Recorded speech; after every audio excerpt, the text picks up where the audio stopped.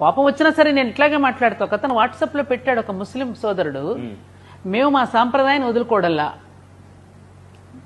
మా దుస్తులు గాని మా ప్రార్థనలు గాని చిన్నప్పటి నుంచే మా పిల్లల్ని తీసుకుని వెళ్తాం, మేము ఖురాన్ నేర్పిస్తాం వాళ్ళకి. ఇప్పుడు మీ పిల్లలకి మీరు భగవద్గీత బోధిస్తున్నారా?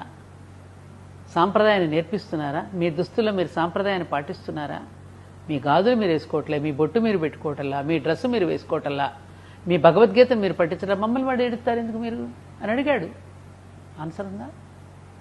ఆన్సర్ ఉందా? ఎంతవరకు మనం ఏం చేస్తున్నాం? అయ్యో అదే నెగిటివ్ దృష్టి పెడుతున్నాం. మనం పాజిటివ్గా అసలు మనం ఆచరింపచేసేలాగా మనం ఎలా పుట్టుకకి చావుకి ఉన్న మధ్య ఉన్నటువంటి జీవితాన్ని ఎలా గడపాలో నేర్పినటువంటి భగవద్గీతని చచ్చిపోయిన తర్వాత దీపంతో పాటు తల వెనకాల పెట్టుకున్న క్యాసెట్గా మార్చుకున్నటువంటి విచిత్రమైన సంస్కృతి మనది. ఎక్కడైనా సరే భగవద్గీత శ్లోకం వినిపించగానే ఉలిక్కి పడతాం, ఎవడైనా పోయాడేమో అని.